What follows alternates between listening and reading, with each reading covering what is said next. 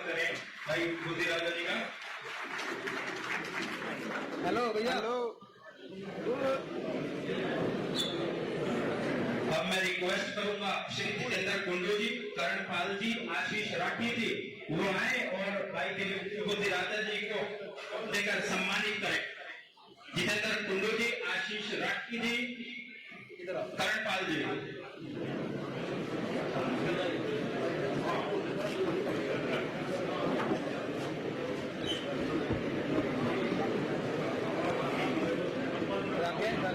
सारा क्या है यहाँ?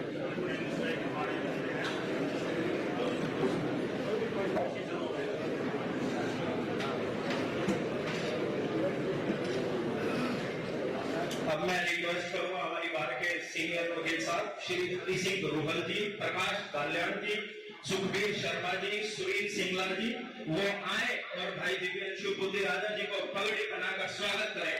श्री हरि सिंह रोहल जी, प्रकाश कल्याण जी, सुखबीर शर्मा जी, सुनील सिंगला जी।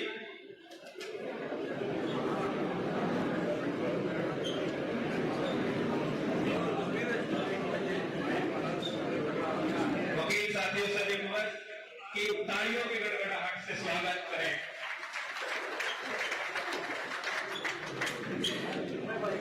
जिंदर है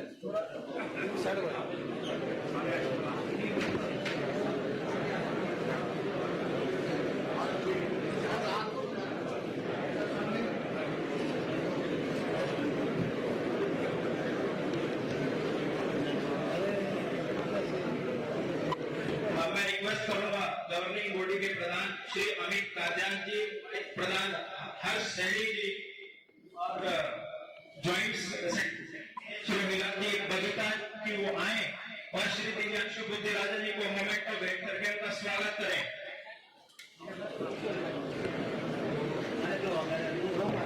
भाई साहब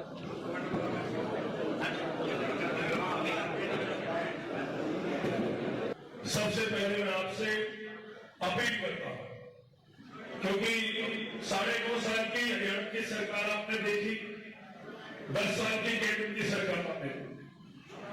आज जो बीजेपी की तरफ से प्रत्याशी है 9.5 साल प्रदेश के मुख्यमंत्री रहे और हमारी लोकसभा से ही 10 साल केंद्र की सरकार देखी। आज जिस प्रकार से गवर्नमेंट एजेंसीज का मिसयूज हो रहा है, आज जिस प्रकार से आम आदमी की आवाज को दबाया जा रहा है, ये सिर्फ नेशनल लेवल पे नहीं, चाहे हम स्टेट लेवल पे बात करें, चाहे डिस्ट्रिक्ट लेवल पे बात करें, कहीं ना कहीं जो गवर्नमेंट्स की पावर है उनका मिसयूज हो रहा है। मैं अपना लाइव एग्जाम्पल देता हूं कि मैंने जब कांग्रेस पार्टी ने मुझे प्रत्याशी का ऐलान किया, मैं तो सबसे बड़ा धन्यवाद करता हूं आप वकील साथियों का। मैं धन्यवाद करता हूं हमारे विष्णु प्रताप जी मौजूद है। आज आपकी बदौलत में कांग्रेस का प्रत्याशी बन पाया, क्योंकि सरकार ने पूरे प्रयास किए मेरा नामांकन रद्द करने के लिए। मैं तो देश की न्याय व्यवस्था का और बाबा साहब भीमराव अम्बेडकर जी के बड़े संविधान की मैं सलाम करता हूं कि आज उस संविधान की बदौलत मैं आज यहां प्रत्याशी बनकर आपके बीच में बोल रहा हूं, क्योंकि सरकार ने कोई कमी नहीं छोड़ी। जिस दिन पार्टी ने मुझे कैंडिडेट बनाया, सरकार ने झूठा मुकदमा मेरे ऊपर दर्ज कराया और एक नहीं 5 मुकदमे मेरे ऊपर दर्ज करा रखे, 2 बार जेल में जाके आया।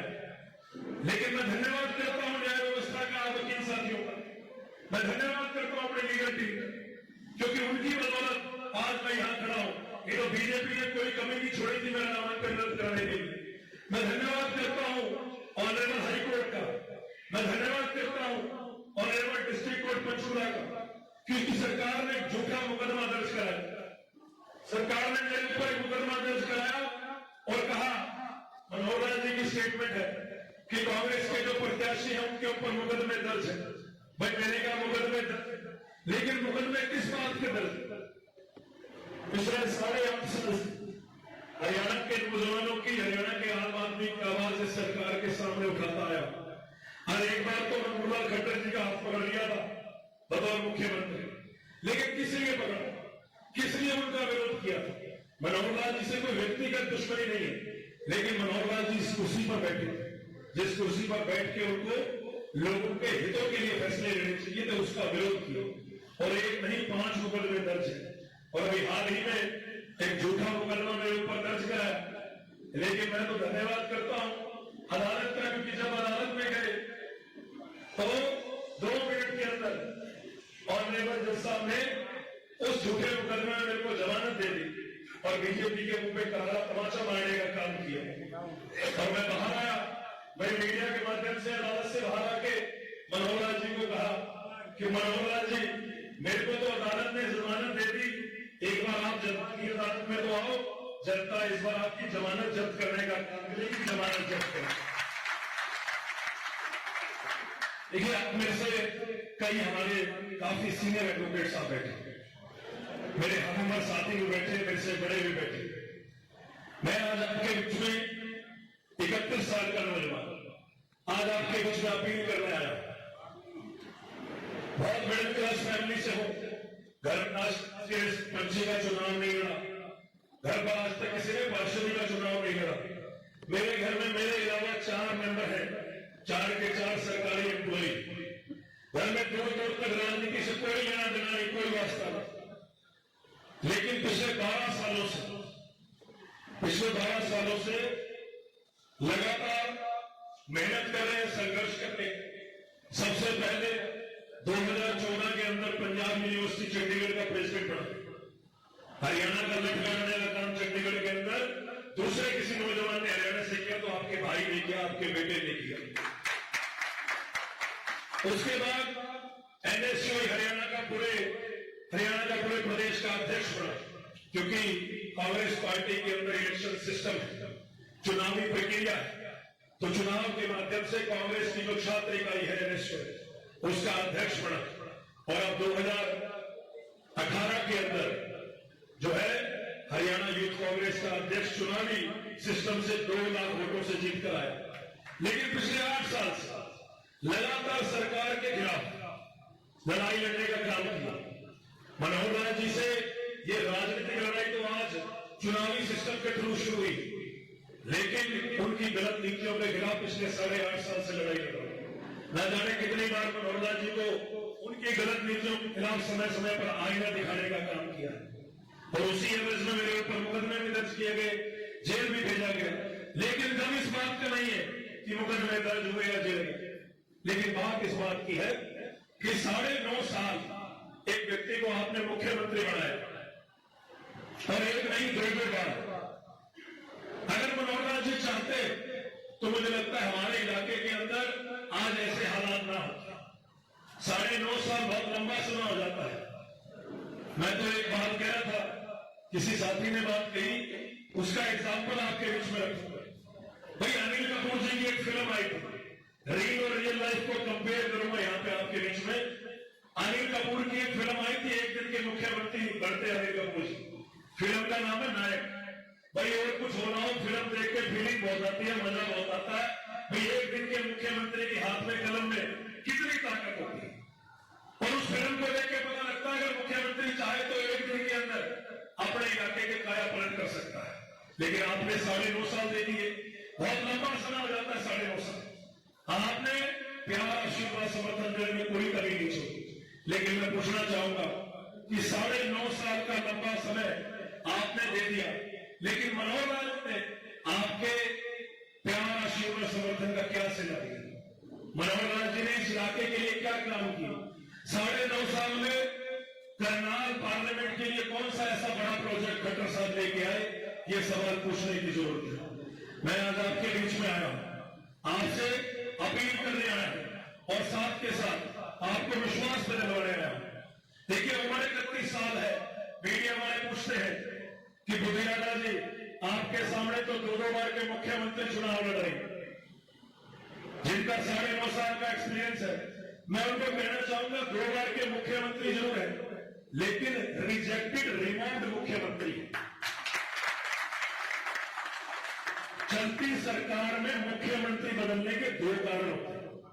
पहला कारण कि व्यक्ति की सेहत ठीक ना हो, लेकिन मनोहर लाल जी बिल्कुल फिट है। मैं देख रहा था, कल भी उनका रोड शो था, और मेरे से उम्र में बड़े हैं। मैं तो ईश्वर से प्रार्थना करता हूं कि उम्र लंबी हो, उनका स्वास्थ्य अच्छा रहे। लेकिन चलती सरकार में अगर उनकी सेहत ठीक थी तो क्यों मनोहर लाल जी को मुख्यमंत्री की कुर्सी से उतारा गया? चुनाव तो वो मुख्यमंत्री रहते हुए भी लड़ सकते थे। राजा को गद्दी से तब उतारा जाता है जब प्रजा राजा के खिलाफ बगावत शुरू कर दे। तो बीजेपी के दिल्ली में बैठे नेताओं को समझ में आ गया कि मनोहर लाल जी से हरियाणा की जनता, करनाल की जनता खुश नहीं, इसलिए उनको चलती सरकार में मुख्यमंत्री से उतार दिया। आप बड़े बुद्धिजीवी लोग हैं, इंटेलेक्चुअल क्लास बैठी है मेरे सामने, क्योंकि आप एक वोटर नहीं है। आपके पास जितना सोशल सर्कल है, आप समाज को दिशा देने वाले लोग हैं, क्योंकि दिन में कितने लोग आपसे उम्मीदों की तरह आपके पास आते हैं, कितने लोगों को आप रास्ता दिखाते हैं। मैं intellectual class of this city में आपसे पूछना चाहूंगा, एक व्यक्ति जिसके माथे के ऊपर उसकी खुद की पार्टी ने एक नकारा, नाकाबिल, रिजेक्टेड, रिमोट मुख्यमंत्री का ठप्पा लगा दिया हो, क्या आप बताइए, क्या आप ऐसे व्यक्ति को सांसद के रूप में स्वीकार करेंगे? ये सवाल मैं आपसे पूछना चाहता हूं। एक व्यक्ति जिसको उसकी खुद की पार्टी ने ही रिजेक्टेड मुख्यमंत्री का टैग दिया है, मुझे नहीं लगता कि करनाल की जनता उनको सांसद के रूप में स्वीकार करेगी। इश्यूज बहुत है, मुद्दे बहुत है, पानीपत की बात कर ली जाए, स्मार्ट सिटी की बात कर ली जाए, करप्शन की बात कर ली जाए, प्रॉपर्टी आईडी, फैमिली आईडी की बात कर ली जाए, और आप तो क्योंकि सारी दुनिया की समस्याएं आपके पास आती हैं, जब अफसर नहीं सुनता, जब सरकारें नहीं सुनती, तो अंत में आपका दरवाजा खटखटाया जाता है। और मैं तो आपको यही विश्वास दिलवाना चाहूंगा कि जीवन में 3 बार चुनाव लड़े, और हमेशा से कोशिश ये रही है कि मेरे साथियों ने जो जिम्मेवारी मेहनत करके मेरे बुजुर्गों ने आशीर्वाद देके जो मुझे दी, कोशिश ये करी है कि उस चेयर के साथ, जिस कुर्सी पर, जिस चेयर पर जो है मुझे बैठाया गया, मैं कोशिश करता हूं उसके साथ जस्टिस किया जाए। देखिए, आज कोर्ट के अंदर जब आदमी हर जगह के रास्ते बंद हो जाते हैं, इसलिए आता है क्योंकि जज साहब जिस कुर्सी पर बैठते हैं वो उम्मीद करता है व्यक्ति कि ये कुर्सी पर बैठा व्यक्ति हमारे साथ न्याय करेगा।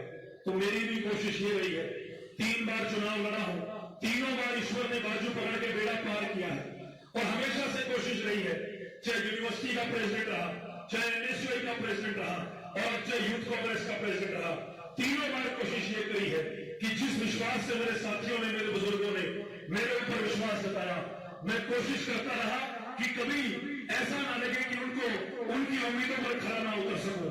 तो इसलिए आपके बीच में आया हूं।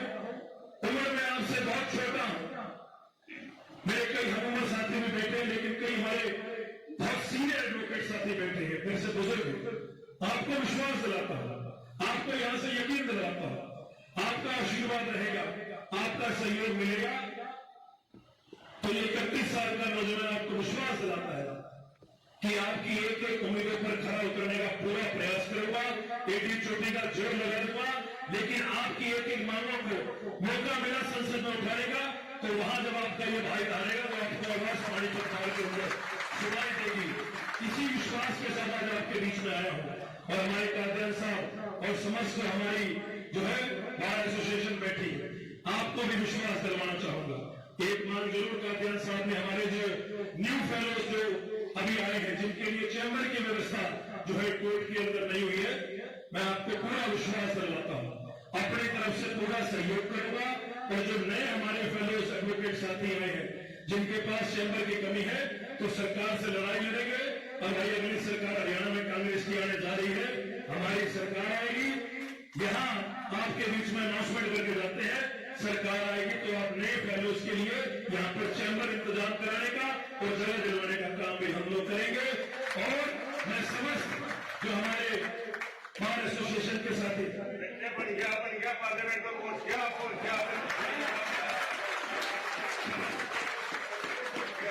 आपका बहुत बहुत धन्यवाद भाई। खाना तो पता नहीं मिलता नहीं मिलता, आपके आशीर्वाद से काम चल रहा है, आपका आशीर्वाद इसी तरीके से मिलता रहे। तो मैं अंत में अपनी बात को विराम देते हुए आप सबसे इजाजत भी लूंगा, और पूरी बार एसोसिएशन का सम्मानित मंच पर बैठे एक नेतागण और सभी एडवोकेट साथियों का यहां से बहुत बहुत धन्यवाद करता हूं, और उम्मीद करूंगा कि आने वाली 25 तारीख को आप एक एक वोट कांग्रेस पार्टी के पक्ष में डलवाने का काम करें।